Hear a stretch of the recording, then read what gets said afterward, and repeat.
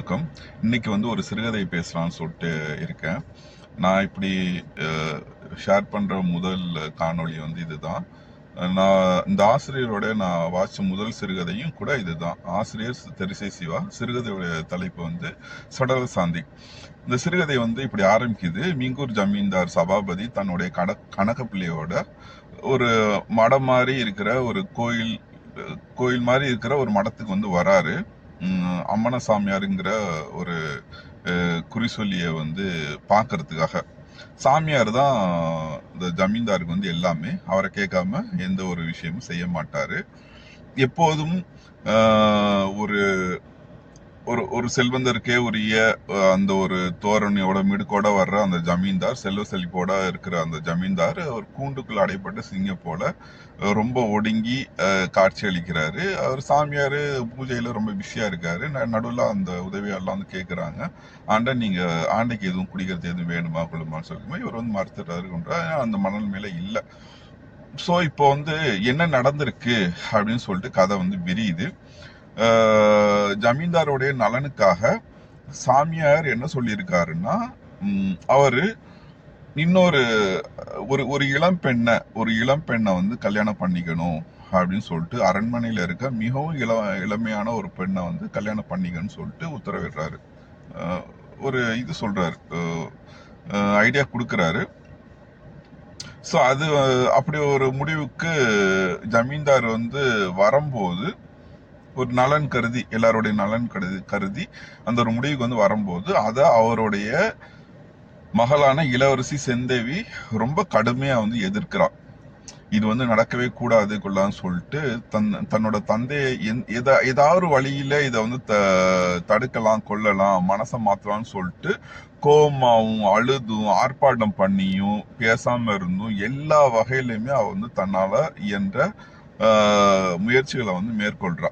ஆனா எதுவுமே அப்பா கிட்ட பழிக்கலாம். அந்த ஜமீன் என்ன பண்றாரு, அந்த பொண்ணை கல்யாணம் பண்ணிக்கிறாரு. ஏன் அவன் இவ்வளவு இது பண்ணணும், தடுக்கணும், கொள்ளணும்? ஏற்கனவே 3 கல்யாணம் பண்ண அப்பா தானே அப்படிங்கிற மாதிரி ஏன் தடுக்கணும்னா, அவர் கல்யாணம் செஞ்சுக்கிட்ட பத்மாவதிங்கிற அந்த சிறுமி செந்தவியோட தோழி தான். ஆனா ஏழை, ஆனா தோழி. ஏதோ ஒரு நாள்ல அவளை அரண்மனைக்கு கூட்டிட்டு வர அந்த பெண் மிங்கூர் ஜமீன்தார் கண்ணில் பட இந்த மாதிரி விஷயங்கள்லாம் அரங்கேறி இருக்குது. ஜமீன்தார் சொன்னா என்ன பண்ண முடியும்? அது அந்த குடும்பமும் வேற வழி இல்லாம மௌனம் சாய்க்குது. சம்மதங்கிற ஒரு பேர்ல இயலாமையினால எல்லாத்துக்குமே அவங்களும் அடி பணிஞ்சிடுறாங்க. கல்யாணம் நடந்துடுது. 1.5 வருஷம் அப்படியே ஓடுது. அப்பாவுக்கும் மகளுக்கும் எந்த ஒரு இதுவும் இல்லை, ஒரு பேச்சுவார்த்தை எதுவுமே இல்லை. ஆனாலும் இளவரசியோட அந்த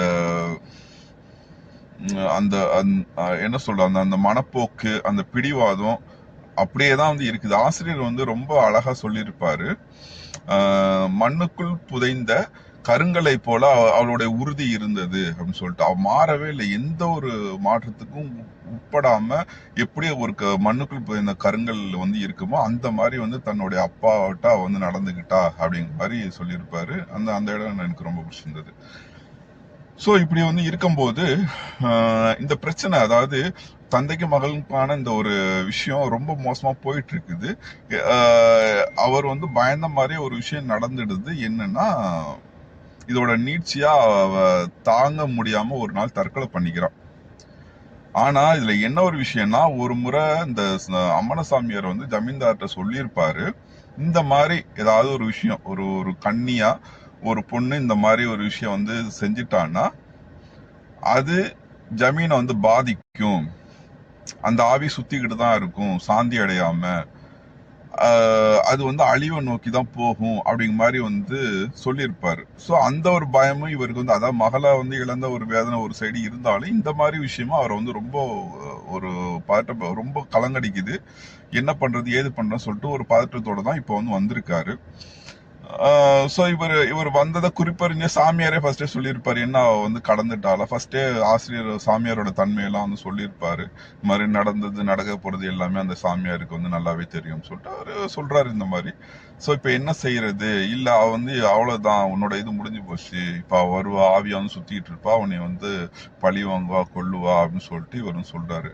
இவர் வந்து மேலும் ரொம்ப பீதி அடைஞ்சு இதுக்கு எதுவும் பரிகாரம் இருக்குதா, இதை எப்படி தடுக்கிறது, எல்லாமே எப்படி சரி பண்றதுன்னு சொல்லிட்டு கேட்கும்போது அந்த ஆள் அப்பதான் சொல்லுவாரு, இதுக்கு நீங்க சடல சாந்தி வந்து பண்ணணும்.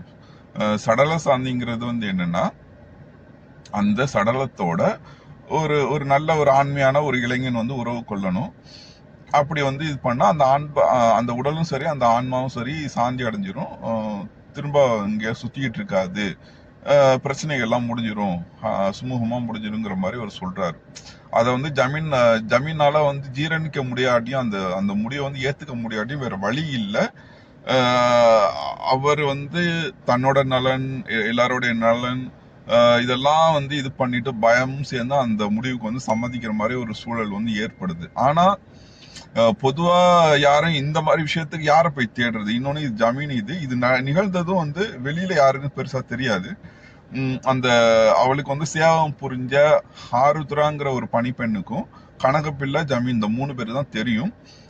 வெளியில இந்த விஷயம் கசியல, இது கசினா பெரிய பிரச்சனை ஆகும்னு சொல்லிட்டு நல்லா தெரியும். இதை வந்து காதும் வச்ச மாதிரி இந்த விஷயத்த வந்து முடிக்கணும்னு சொல்லிட்டு நினைக்கிறாங்க. அதுக்கு யாராவது அந்த மாதிரி ஒரு வாலிபனை வந்து பிடிக்குன்னு சொல்லிட்டு சொல்லும் போது கணக்கு பிள்ளைகிட்ட இப்ப அப்படி யாரை நம்ம போய் தேடுறதுக்குள்ள கேட்கும்போது அப்புறம் கணக்கு பிள்ளை ஒரு யோசனை சொல்றாரு. அந்த அரண்மனையிலே குதிரையை பார்த்துக்கிட்டு இருக்கிற ராயப்பங்கிற ஒரு இளைஞனை வந்து அந்த ஆளு வந்து கை காட்டுறாரு. அவன் தான் உண்டு தான் வேலை உண்டுன்னு சொல்லிட்டு ரொம்ப சாதுவான ஆளு, அதே நேரத்துல ரொம்ப தைரியமான ஆளு. அவனுக்குன்னு யாருமே கிடையாது.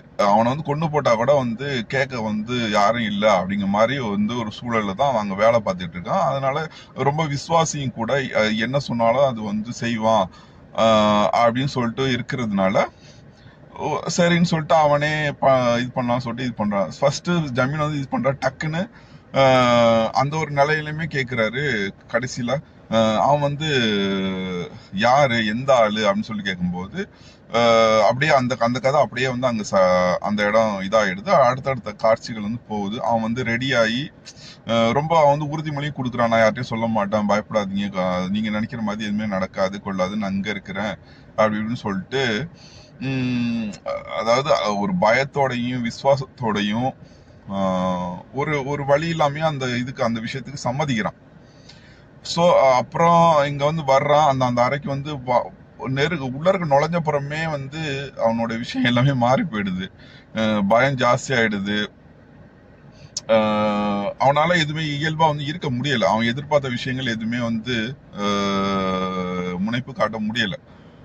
ரொம்ப அவனுக்கு வந்து பாட்டம் ஆயிடுது. என்ன பண்றன்னு சொல்லிட்டு தெரியாம முழிச்சிட்டு இருக்காங்க. இங்க தப்பிச்சா போதுன்னு சொல்லிட்டு இது பண்ணும்போது அது மேல பூசி இருக்க அந்த குங்குமம்லாம் இவன் மேல வந்து படனுங்கிறது வந்து ஒரு குறிப்பு மாதிரி கனகப்புலம் வந்து உணர்த்திருப்பாரு. ஸோ இப்படி வந்து காமிச்சுக்கிட்டா நம்மளை வந்து விட்டுருவாங்க, நம்ம வந்து தப்பிச்சுக்கிறாங்க, இல்லாட்டி கொண்டு போட்டுறான்னு சொல்லிட்டு அவன் வந்து ரொம்ப அறக்க பறக்க அந்த அந்த சடலத்து மேல பூசிக்கிறான். அந்த குங்குமத்தை எடுத்து தான் மேல வந்து பூசிக்கிட்டு பூச ஆரம்பிக்கும் போது தான் தெரியும், டக்குன்னு இளவரசியோடைய அந்த கண்ணிமைகள் வந்து அசையுது. அசையும் போது இன்னும் அவனுக்கு வந்து பயம் ஜாஸ்தியாயிடுது. ஆகா, இன்னும் உயிரோட தான் இருக்காங்க, மயக்க நிலையில அவன் வந்து இருக்கிறான், இன்னும் இதாகல, மயக்க நிலையில தான் இருக்காங்கன்னு சொல்லிட்டு சரி அப்படியே காப்பாத்தலாம் சொல்லிட்டு இந்த விஷயத்த வெளியில சொல்லலாம் அப்படியே பதறி அடிச்சு வெளியில ஓடியாடுறான். விஷயத்த வந்து சொல்றான். இது இன்னும் ஒரு சிக்கலை வந்து உண்டாக்குற மாதிரி ஆயிடுது. இன்னொன்னு, இந்த இடத்துலதான் ஜமீனோடைய ஒரு ஒரு பயங்கரமான உளவியலையும் ஆசிரியர் வந்து வெளிப்படுத்துவாரு. அதாவது ராயப்பங்கிற ஒரு ஒரு ஒரு ஆளு தன்னுடைய மகளை வந்து தொட்டதை இந்த மாதிரி எல்லாருமே நம்புறாங்க, எல்லாமே முடிஞ்சிடுச்சுன்னு சொல்லிட்டு. ஸோ அந்த ஆளை ஜீரணிக்கவே முடியல. இப்பதான் அவ உயிரோட இருக்கிறதையும் வந்து இது பண்ணிக்க முடியல. அந்த ஆளு என்ன பண்றாரு, மகளுக்காக தயார் பண்ணி எல்லாமே சேர்த்து 2 பேருமே இது பண்ணிடுறாங்க, கொளுத்திடுறாங்க. அப்போ எழுத்தாளர் வந்து இப்படி முடிச்சிருப்பாரு, இளவரசி செந்தேவியின் உடலும் கீழ் சாதியை சார்ந்த ராயப்பனின் உடலும் எரிந்து கொண்டிருந்ததுன்னு சொல்லிட்டு ரொம்ப ரொம்ப ரொம்ப உருக்கமான ஒரு முடிவு. அந்த காட்சிக்கு முன்னாடி வரையும் கதை வந்து வேற போக்குல போயிட்டு இருக்கும். அந்த காட்சியில அப்படியே ஒரே வச்சிருச்சு. ஒரு நல்ல சிறுகதை பகிர்ந்துகிட்டதுல மிக்க மகிழ்ச்சி.